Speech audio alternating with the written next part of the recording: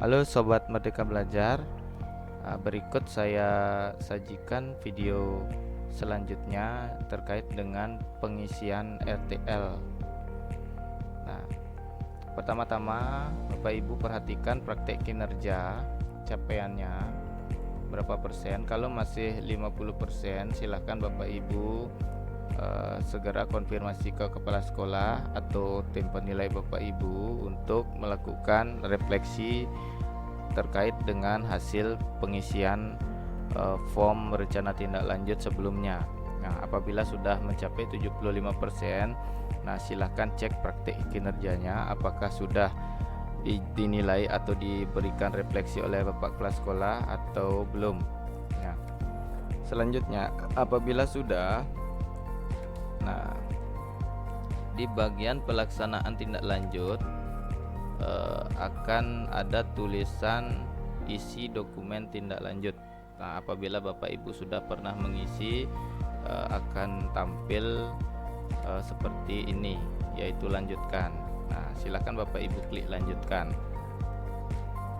Nah, formulir refleksi tindak lanjut ini terdiri dari dua, Bapak Ibu. Yang pertama berdasarkan pilihan belajar, yang kedua adalah pilihan belajar dari platform Merdeka Belajar, Bapak Ibu, platform Merdeka Mengajar, Bapak Ibu. Apa bedanya? Nah, pilihan belajar yang pertama itu Bapak Ibu melakukan pilihan belajar secara mandiri, baik itu mengikuti pelatihan mandiri, kemudian berkolaborasi dengan rekan sejawat dan sebagainya.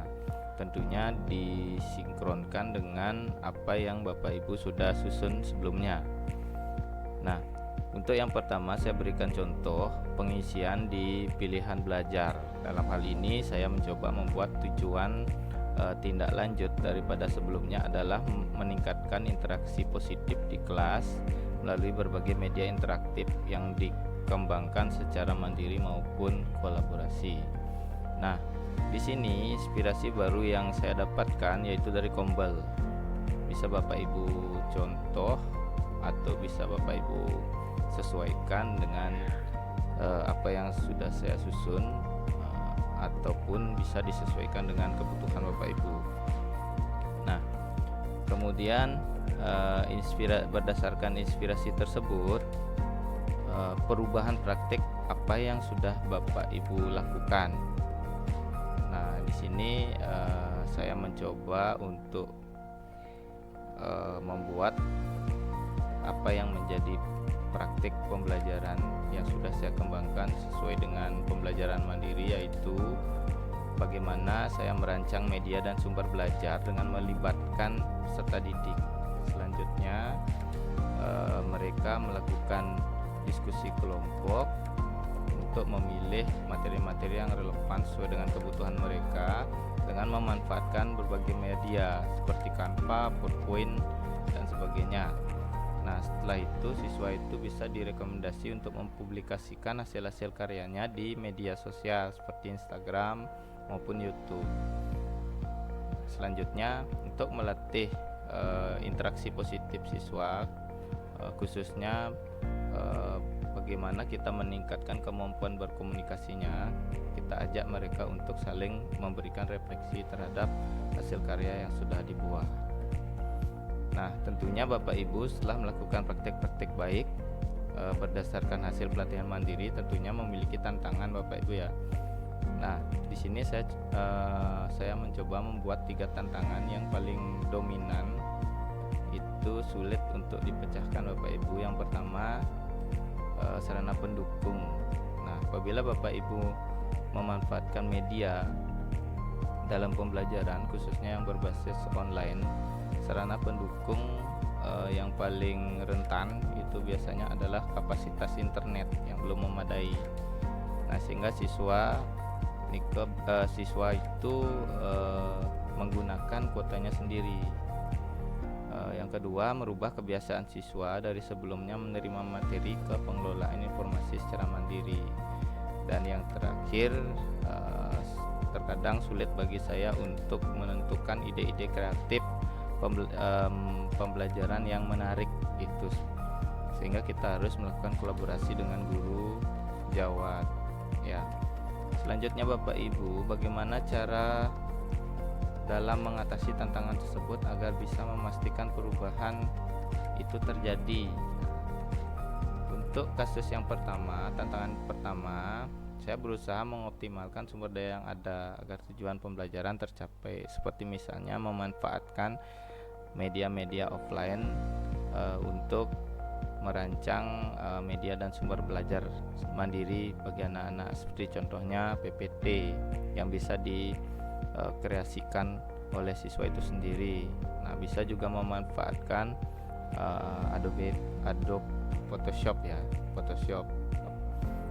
Tentunya Bapak Ibu sebagai fasilitator hendaknya menguasai media-media yang Bapak Ibu rekomendasi ke peserta didik.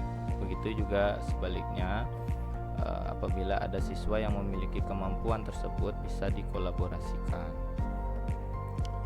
Kemudian untuk tantangan yang kedua, Bapak Ibu bisa berkolaborasi dengan wali kelas, rekan guru, dan orang tua dalam menumbuhkan motivasi belajar anak, khususnya dalam kemandiriannya. Di sini tidak bisa kita sendiri Bapak Ibu, tentunya untuk lebih mengoptimalkan bagaimana peningkatan kualitas pembelajaran, khususnya memenuhi kebutuhan siswa, itu kita mesti berkolaborasi dengan rekan sejawat, wali kelas maupun orang tua. Nah, untuk kasus yang ketiga, ide-ide kreatif itu bisa kita dapatkan melalui menerima umpan balik praktek pembelajaran dari berbagai pihak. Keterbukaan di sini penting Bapak Ibu untuk menerima refleksi dari rekan sejawat untuk menguatkan kita terkait dengan praktek-praktek pembelajaran yang akan kita lakukan. Nah, untuk yang kedua Bapak Ibu, form refleksi yang Bapak Ibu isi berdasarkan pilihan belajar dari PMM. Nah, di sini saya mencoba membuat inspirasi baru berdasarkan hasil belajar mandiri saya di PMM, yaitu mendapatkan ide terkait bagaimana merancang pembelajaran berdiferensiasi baik konten, proses maupun produk sesuai dengan kebutuhan belajar siswa.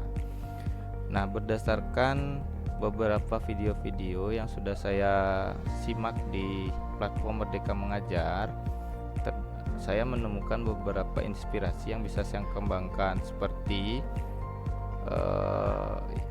itu perubahan yang saya lakukan dalam melibatkan murid merancang konten Bapak Ibu. Kalau kita merancang konten sendiri biasanya sulit bagi siswa untuk melakukan Bapak Ibu melakukan analisis atau menelaah konten-konten yang sudah kita buat. Nah, alangkah baiknya kita coba berkolaborasi dengan murid untuk membuat konten-konten pembelajaran sesuai dengan kebutuhan mereka. Nah, kemudian tantangan yang saya hadapi juga sama seperti pelatihan mandiri Bapak Ibu. Di sana ada sarana pendukung kebiasaan siswa dan juga menentukan ide-ide kreatif.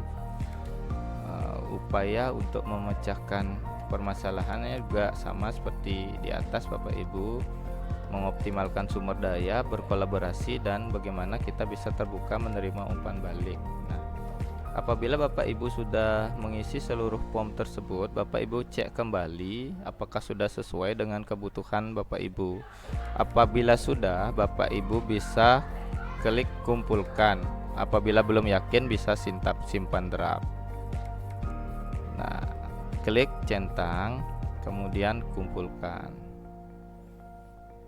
Ya, demikian Bapak Ibu terkait dengan pengisian form pelaksanaan tindak lanjut. Nah, untuk selanjutnya terkait dengan pengisian